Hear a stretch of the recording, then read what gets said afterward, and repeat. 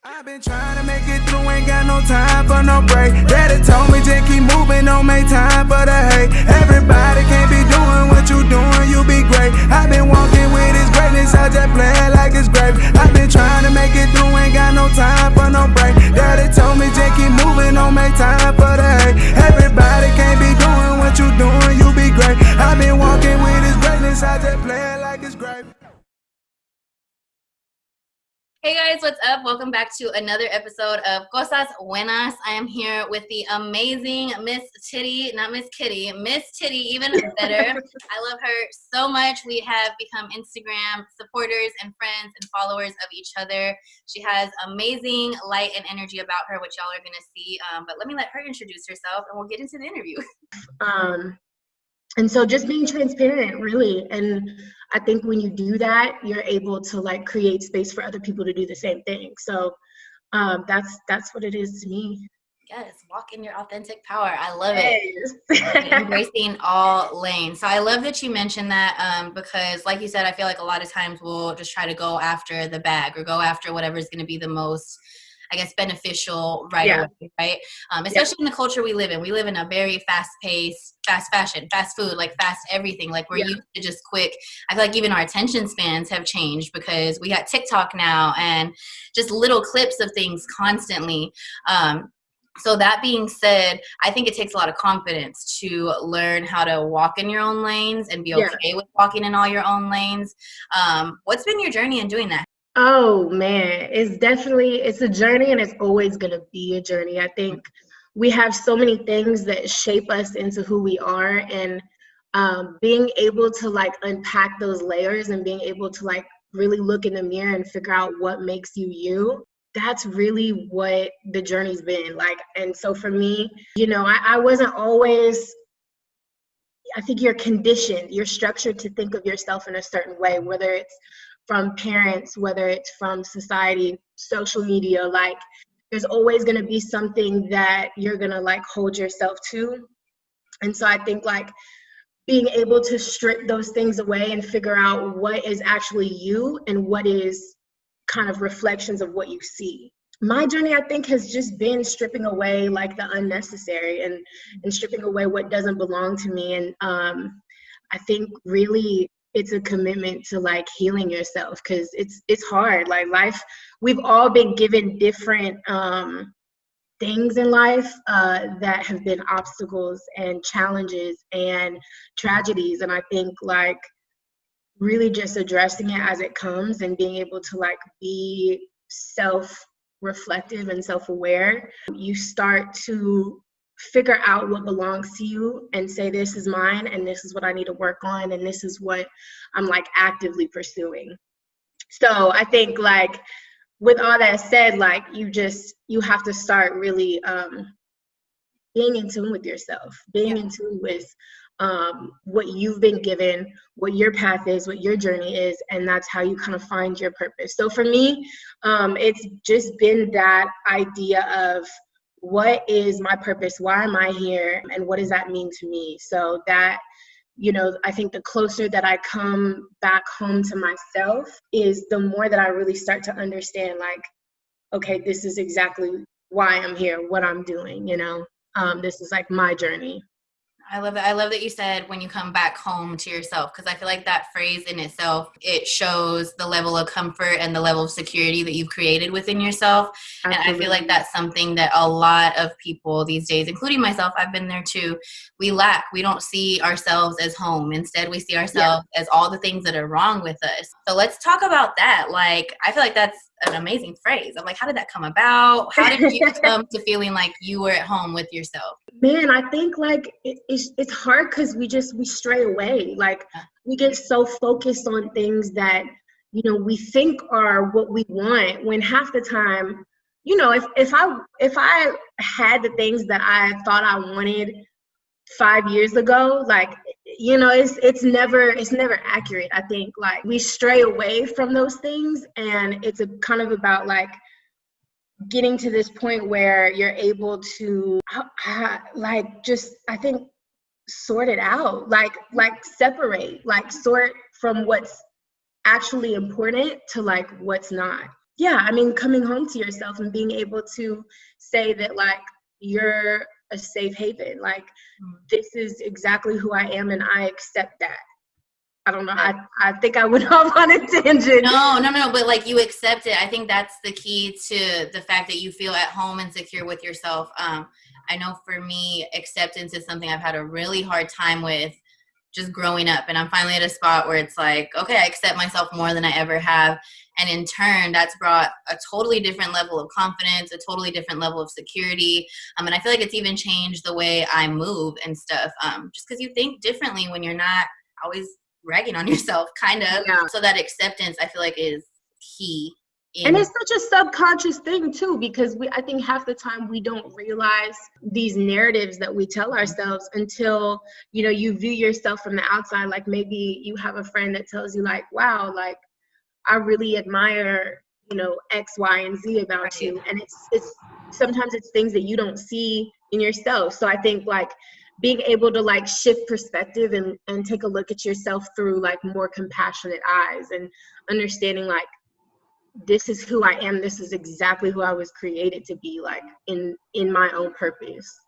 100, yes. I feel like something you kind of referred to a little bit is our words, and just how, like you said, like, the ways we view ourselves, perspective, and, you know, obviously other people's words and stuff too. Something I've noticed that you're really big on is, like, powerful words, and I feel like you're somebody who chooses what you say, especially about yourself or to yourself, wisely. What have you learned about the power of words? Words are spells. Like, everything that you say, like, words have so much power, and I don't think people really realize that in little things. Like, it can go as far as, like, what I'm saying, but what other people are saying to me. For me, my words are what I'm creating. So, like, I think people don't understand that there's, like, a certain responsibility with creating who you want to become, or I guess more so, like, embracing who you are on the road to becoming. Like,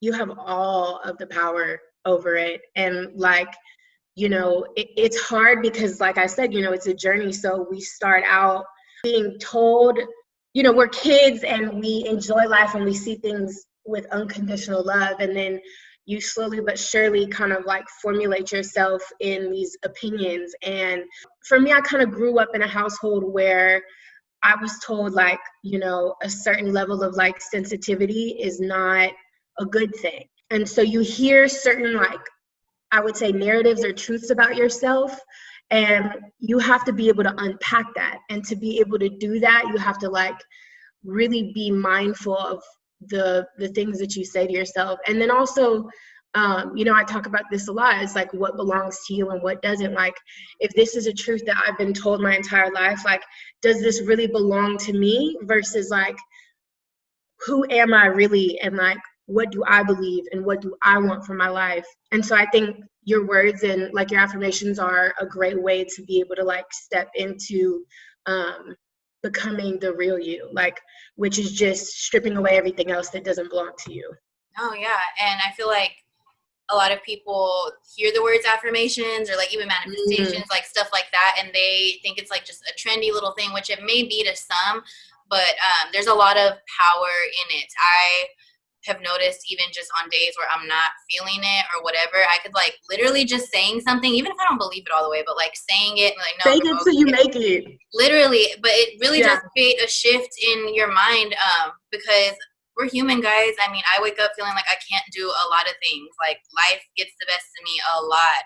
And I feel like just being able to put simple phrases together in my head and then saying them out loud has made such a difference. Absolutely. But I didn't know what I was doing in the beginning at all. I was just like, do I just write this down in a journal? Do I look at myself in the mirror? So for our audience that has no idea how to go about affirmations, what kind of guidance do you have for them? Well, I think affirmations are just a way for you to visualize, like, a better you. And I think when I say better, I mean, like, healthier, more loving, more appreciative, like, more successful you. And that's whatever success means to you. Being able to, like, put into words how you want to visualize that person. So, like, I always, for me, like, It's funny, like I think of like a Build-A-Bear. Like if you were to build the like coolest, dopest version of you, and like this person is my highest self, you know, unconditionally loving, like walking in her purpose, successful, at peace, like all of these things. If she was standing in front of me, like what would I need to say in order to like get from where I'm at now to get to her? Yeah. And you are that person already. It's just tapping into those things that you haven't really focused on, the things that fall out of balance. So, you know, I think for my affirmations, like my like journey and my affirmations was really about, you know, in the beginning, I thought it was kind of like a physical thing. So, you know, I always ask God for the things that like I deemed successful. Like, God, I want to make myself into the super successful career woman. Like, I am a millionaire, like all of these things. And I think affirmations can certainly be those things that are physical, that are goals, that are ambitions. But there came a certain point in that journey where I was writing affirmations for myself, where physically, like in my spiritual journey, I started turning all of that inwards. And once my definition of what success was and what my higher self was started to shift inward, that's kind of when I learned to express myself in affirmations. And like, I think you start realizing that what you want to become is really up to you. Yeah. And so I think that was really the journey that I had to make, was just taking them and looking inward. So now for me, my affirmations are more like prayers in written form, I would say. Yeah. And it's okay. I think it's important for y'all to know too, it's okay for them to look different. But I know if y'all are like me, I need some explicit instructions sometimes. And it's like, oh, this sounds cool, I want to do it. How do I go about it? So for her, like she said, written prayer form. I think mine are definitely similar. I feel a little awkward sometimes talking to myself, but there's times where that does help. Like I literally have to look at the mirror, and if that's a little uncomfortable, I'll just talk to myself like, okay, Melody, and that helps as well. But I think something we probably both have in common with that is that we're very intentional now about the affirmations we make. I love that you said a lot of times they can be really physical and like just surface stuff, and there's nothing wrong with that. Like you said, it's cool, like, and it's amazing. You should have goals and you should have things that you want to be. But at the end of the day, let's say, this is my thought process. Let's say you, like you said, you wanted to be a super successful career woman, and God answers that. But this whole time you were just working so hard at being a super successful career woman that like your soul never changed. You didn't grow very much as a person. In your career as a work woman, heck yeah, you made a lot of growth. You know, like you broke glass ceilings and stuff like that. Yeah. But like you said, when you don't focus on other things, you don't know that you need to work on them, or you don't know that it's something that you could grow in, or you don't even know that it's something good about you because you're so focused on those physical goals. So I just want to remind y'all, as uncomfortable as it can be, do some self-reflection, y'all. Like spend some time alone.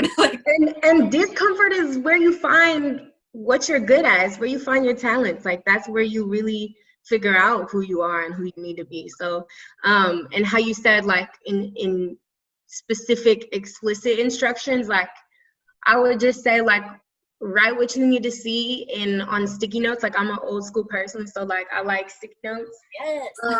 And I'm very much like I tell people, like, put them in the like 3 or 4 places that you see the most. Okay. So like your mirror, hopefully when y'all are brushing your teeth in the morning, you know, hopefully, we can only hope.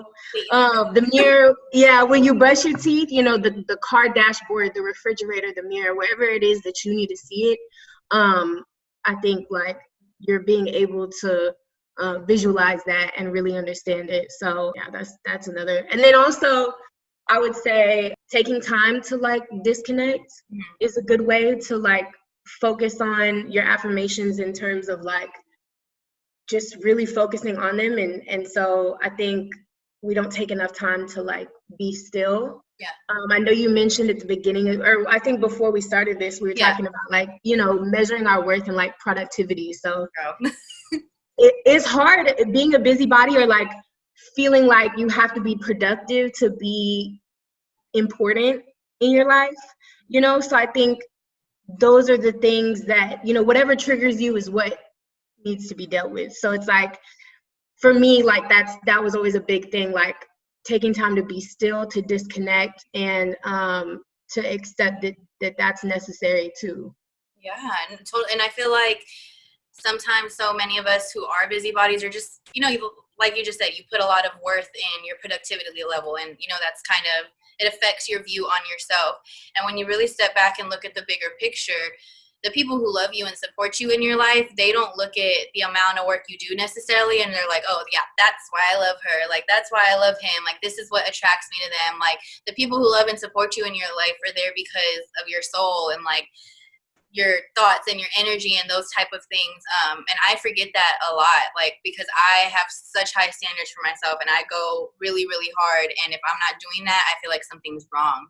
And there's nothing wrong with you, man. Like, it's okay to be still. So I know that's something I'm definitely working on. Absolutely. And the thing is, there's also like coming to terms with like the fact that we're all kind of divinely made in our own purpose. So like, I think my biggest reminder to myself is like, regardless of what happens on my path, good or bad, like there is a specific path set out for me to where I'm going to stay that path no matter what. Like you're going to stay, God has that plan for you regardless. So like, you're never gonna stop being successful or stop, you know what I'm saying? It's just like, you're always gonna have to find new ways to handle the things that come at you. And so, new you for every new level of your life, I think. Totally. No, yeah, I feel like I'm starting to learn that I don't think I'm ever going to reach a level where I'm like 100% content or satisfied. I never stop learning. Yeah. You really don't. You really don't. I grew up thinking like, okay, yeah, like I'm going to do this, XYZ, like you have your little plans and stuff. But like now as an adult, like I would feel dumb to like block learning opportunities and stuff like that. Because I just feel like there's just always going to be a next level, always a new. I don't know if it was you who posted this. Somebody posted this the last couple weeks. Like, I feel like every new level I unlock comes with like its own new challenges and its own new 1,000% like hurdles and stuff. And it's like, man, you don't think that. You think like, oh yeah, if I just work hard, keep my head down, do this and that, I'm gonna just be chilling on a beach one day. Can't nobody bother me. Life is gonna be great. And yeah, that's possible for a few days, but like reality hits at some point.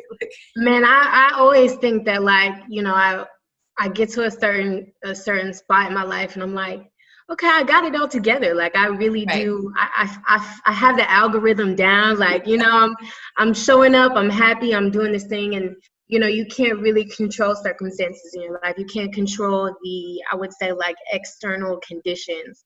Yeah. So it's really about, as these things come, how do you react? How do you really structure the way that you like think about these things? Yeah, no, totally. And I feel like you have to just be willing to adapt with it. I don't like to adapt to situations, y'all. I don't know about you, girl, but I just I'm stuck. So being willing to adapt, y'all, it's key. So reparenting yourself. Yeah. No, for real. I love that you said that. Is so true. Because your parents teach you what they can and they do the best that they can. And then adulthood is its own different ball game. Like you can't, obviously if you're there around, you can call them up and stuff, but you really are reparenting yourself. and I think, I think like, even this is like in my therapy journey too. Like I got to a point where like, I finally understood that our parents are human too. Like you kind of take that pedestal off and you like realize these are people who did the best that they could with what they were given. I think it's just hurt people. So it's up to you to reparent yourself and heal yourself, because you're half the time like you're just never gonna get an apology. You're never gonna get like the closure you were asking for. Closure is not a real thing. It doesn't exist. So I think it's just taking your own adulthood into your hands. Like. And it's rough. It's gonna be rough because you're gonna have to face yourself and but it's worth it. It's worth all of it. No, it's 100% worth it. And I feel like you've mentioned this a couple of times about just doing that for yourself, and in different words, kind of basically taking accountability and being that advocate for yourself. And that's something that I'm really big on. I've said it a few times here on the shows. Just learning to step up for yourself. Like she just said, our parents did the best we could, and I myself included, it's easy to sit and like nitpick at what they did right, did wrong, all of that. But like, there's no growth in sitting back and doing that, one. And two, like, wait till you become a parent, because now that I'm one, I'm like, oh shoot, man, like, you really. I meant to say something earlier. Like, I think, like, it made me love you so much more that once I found out you were a mom, because I think, like, it just takes a certain different kind of, like, it's an unconditional love, like, that you have to exist in as a parent, like, and you have to, I think, like, the most important purpose half the time is being a parent and raising that next person. So I literally was like, oh my God, because I didn't know you were a mom. I keep a lot of my stuff, like, people don't, like, they don't know I teach it, like, they don't know a lot of stuff, which is, like, on purpose. Like, so of course when people find out, I'm like, oh yeah, that's right, I do have a kid. Like, yeah, she's I love it. I love it. I'm like, yes, she's a mama. I love me a mama. Like, I do. You know, we take care of everybody. We know how to cook and it's just a different energy. Yeah, it's a different energy. Like, I have friends that are parents, and I'm like, man, I love it here. Well, like, if I'm being honest, and I feel like people who are around people with kids can even totally be talked about in this way. But once you have a kid, I feel like your perspective has to change, and like, it just has. It's not about you anymore. Yeah, no, you it's not, girl. It's not. And I tell people all the time, like, if you don't have a kid or you're not around somebody with kids, like, you're just naturally really selfish. And people look at me like, ugh, but it's like, I don't mean it in a bad way. You just are, because you only have to think about yourself. You know, like, you wake up and get yourself ready to go. You decide when you want to eat this and that. And I be telling a lot of my single friends, I be telling them to get plans, because I be like, it's not going to change your whole life, but at least you'll have to think about some other than yourself. You don't have to. No, totally. And I feel like it just sparks a new flame in people. Like, it makes you like, you know what? I got somebody watching me now. Like, hold up, let me get this together. And it just, I don't know, man. It brings out things in you never would have thought were in you. And now I have so much more respect for my parents, because I'm just a judgmental person anyways, which is wrong, but that's just me. And now having a kid, like, what's your sign? I'm a Sagittarius. That's what it is. You said. I am. Like, I am. I told you I'm naturally, like, hella negative and just, like, petty and stuff. Like, I combat that every day of my life. Yeah. Yeah, look, effort. I applaud y'all not listening to the demon side of y'all. It's there. Y'all can be it's there. It's there. Y'all can switch out. It could be, but it's all in I would say genuine. It's all genuine. Like, I feel like y'all don't hide, like, your emotions. You wear your heart on your sleeve. That's what it's totally. Okay. So we've talked a little bit about getting uncomfortable, and I want to get a little bit more into that because the self-reflection journey is definitely very uncomfortable. But not only is it uncomfortable for yourself, I feel like it's almost uncomfortable to do around the people you live your everyday life with. I know we shouldn't care what other people think, but, you know, when you start moving different and you start changing, the people around you notice, and not everybody's always happy about it. So have you ever dealt with times along the way where you've outgrown the people around you, where they're just not understanding your journey? Boy, if I talked about every journey like that, we would be here all night. No, I mean, I think that people, every person that you encounter on your journey has to provide a specific lesson for you. Mm-hmm. So that's going to be good or bad. I think once you start, I think the biggest thing is just, like, not taking shit personally. Like, and that's a really hard thing to do. So hard. It's a very hard thing and it's something you have to practice, because I think we kind of get a little bit caught up in our ego and how could somebody do this to me, or how could, you know, this happen. But I think at the end of the day, you just have to chop it up to everybody's on a specific journey. And, you know, people are going to treat you how, you know, they feel about themselves a lot of times. Yeah. And so I think I just kind of got to a point where, like, I'm no bad blood. Like, I'm not the type of person that, like, if I outgrow somebody, like, I'm gonna beef with that person or have something, like, you know, sometimes I might let off a little petty tweet every now and then. No, I'm just kidding. No, I'll send it to you. I won't tweet about it. I'll just No, I think there's always gonna be you have to accept the bad with the good. So I think if you start really seeing people as like mirrors, you kind of understand that like that person is here to show you something about yourself that maybe you need to change. And that's either, and it could be good or bad. It could be, you know, everybody has a specific purpose. And then I will say, to add on to that, you can't also hold on to people, because I think that everybody serves a specific purpose. If that person is meant to leave your life because there's been a specific like lesson or reason or whatever, sometimes you have to accept that and let that go. I think a lot of times we try to like dictate what somebody means to us, or we hold on to the grief of like losing somebody. And I just mean physically, whether you're not talking to that person anymore, or you're not friends with that person, or you had a falling out. Like, I think that not holding on to the pain of that, and more so understanding that this was my journey and this was theirs, and just going in peace, really. Oh, 100%, 100%. And a lot of people, I think, just accepting, like, at the end of the day, a lot of times people don't have the same heart as you, regardless of, and everybody's in a specific chapter of their journey. So this might be their chapter. And, you know, people deal with a lot of things. Like, there are a lot of people that are hurt, that are angry, that have a lot of things going on below the surface that maybe is an unconscious thing. And I think that people choose to ignore their pain and ignore their trauma, and like that's gonna manifest into them being kind of difficult, or they don't treat people with respect because they don't look at themselves with that type of respect. So how can you expect somebody who doesn't love themselves to love you? Like, whether that's a relationship or a friendship, like, you can't expect that out of that person. So she's right. I feel like when you start seeing it that way, you don't hold it against them anymore either. I take things way too personal a lot of the times, and when you start taking things personal, let's say like it was just a homegirl, she did something messed up, now I have that I'm holding it against her because I'm thinking like, okay, that was done towards me.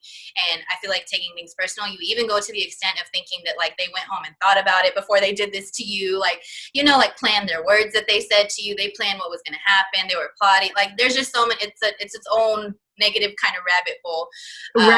Yeah. 100. And then when you change that perspective of not taking it personal, you can, it kind of helps you step back and see the bigger picture. Maybe something else is really going on here. and it consumes a lot of your energy. Like, I think, you know, taking things personally takes up a lot of energy, and that's energy that you could be putting into yourself and towards something. So I think you're always meant to let go of certain people, that it just makes room for people who are going to help you pursue that greater version of yourself, you know? And you should be around people the same frequency and people who inspire you.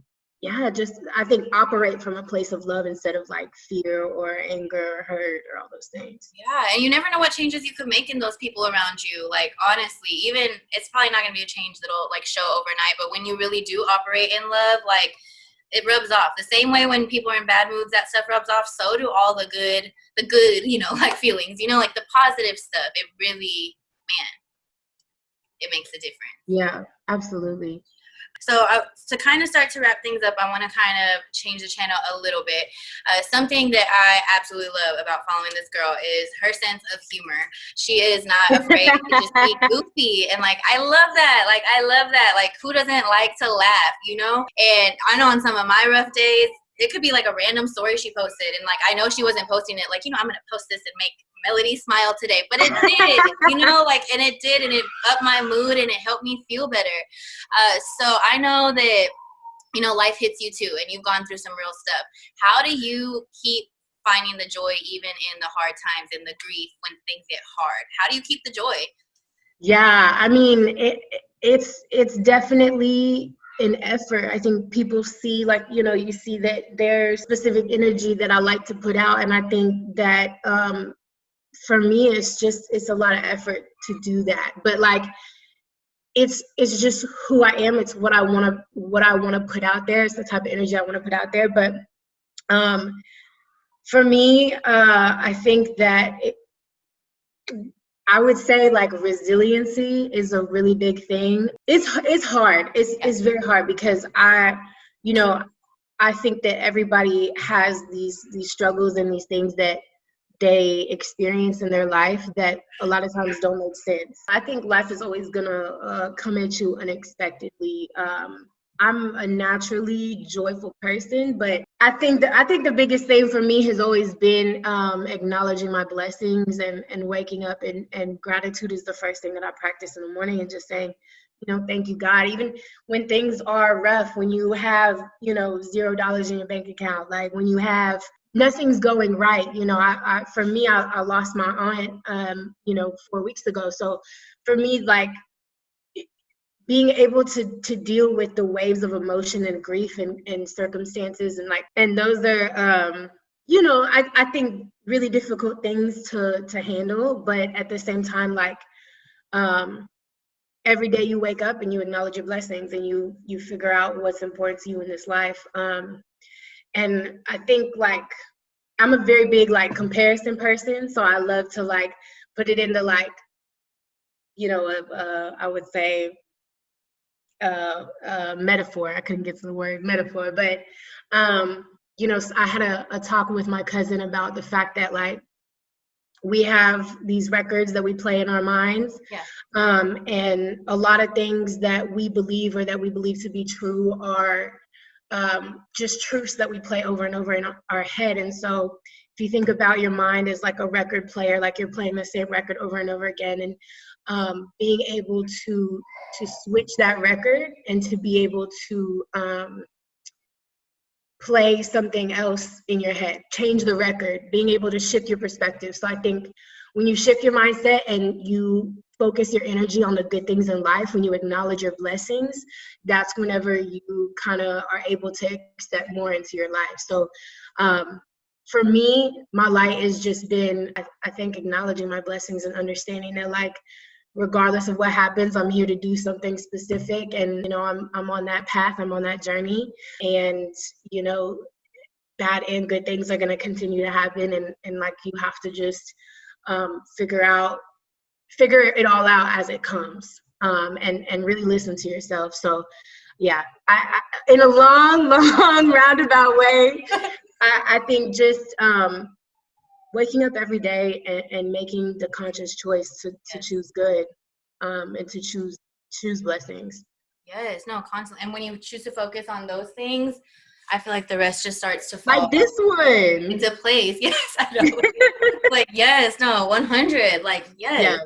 Yeah. And I think, like, it'll constantly be a battle, especially when you're grieving or when everything's going wrong. But that's when you really start to define who you are in this life, is when things are wrong and bad and down. So not when everything's all good, that's not when you figure out who you are. Yeah, I feel like it's easy then, like when things are all good. Easy. Like, Exactly. It's easy to be positive. and everything that you go through, I think, is just building the foundation to the next level. So if you're supposed to go through this, just know that it's preparing you for the bigger blessing. Yes, 100. That's a great note to end it on. It's preparing you. Right. She said, whoa. Yes, she felt that too. Whatever you are going through, it's preparing you for your next blessing. And I think the biggest takeaway that hopefully y'all can take from this is just Tity's perspective. I'm sorry. It's like Tity's Tity. Okay, so I'm not gonna lie, like, I don't know anybody else called that. That's probably why you're called that. So when I say it out loud in my mouth, it's like one of one. Yeah, and it's nothing it's nothing sexual. I know it's not. I just It's after Tity 2 Chainz. That was my favorite rapper in high school. So it stuck. I love it. I love it. Well, one thing about her perspective, or one thing that I want y'all to hopefully take from this, is why I wanted to talk to her, is just her perspective is golden. So on that note, I just really hope that y'all can take from this conversation, if anything, just Tity's perspective here. Like, she has her own thing. Tity's talks, and this is why. Okay, because man, it's such a life and game changer when you take that time to self-reflect. You take that time to want to grow and then grow yourself as a person. And you know, work on your mental just as you do as much as your physical, as much as your career. And man, following her has really helped me a lot with that. And it's really refreshing to see somebody my age who's like actually, you know, thinking about the future and the bigger picture and their mental health and all of that stuff. And to see her, she's very open and real and raw. And like, you see the stuff she goes through, like she mentioned, she just lost her aunt. And that's rough, man. Like, that's rough. Like, I cried looking at her stories. I was like, oh, this hurts. Like, dang. But yet she still managed to find and be the joy for other people during this time. Ooh, like, hold on. Like, hold on. Like, you've been the joy. And I just feel like that character, it speaks volumes about you. So thank you for being you, girl. Thank you. Thank you. Yeah, no, thank you. I was like, I appreciate you kind of giving me this space to talk about this kind of stuff. And yeah, I mean, like I said, it's kind of all a journey. Like, we're all learning as we go, and I think we just have to continue to support each other and continue to be loving and create that space. And together, we're just going to continue to heal and be more successful and chase peace. And I think that's the most beautiful thing you can do. So thank you. I'm so grateful to you, and I'm so thankful. Oh, yes. No, we could probably just keep saying thank you back and forth. We're very grateful people, y'all. Like, I could, which is a good thing. It's a good thing. But I caught myself. I was about to be like, no, thank you. Like, and I was like, wait, I just said thank you. Like, hold on. Like, I feel like we could turn this into a cycle of gratefulness, which isn't bad. I love it. I love it. Well, tell us where we can find you. Where can the people come and hear your knowledge on life? Well, you know, T_Money_Kodaks on Instagram. You can follow my journey. And yeah, I mean, I like to have fun. I like to be real. And, you know, I just hope that you will continue to appreciate me being me. And hopefully I can make space for other people to do the same. So T_Money_Kodaks, Tity, Tamara. Whatever off the tongue. Yeah, whatever you prefer, whatever floats your boat. So yeah. Yes. Are Tity Talks coming back at any point? Is that on hold right now? Yeah, I'm focusing on a lot of different things right now. It's chaotic energy right now, but yeah, I mean, Tity Talks will always be a factor in my life. I love those. They're fun. Pat it on me. Yes. Good to know. Good to know. Well, in the meantime, y'all, like she just said, you can go follow her. Her links to her link to her social media will be in the bio below, and then also it should have already been on the screen, but I'll put it again so y'all could see. And yeah, girl, thank you for joining us. So happy to have you on here. And what else do I say? I don't know what I say at the end of this now. I'm like, on that note, we'll catch y'all next week. Bye. I'm like, bye. Yes.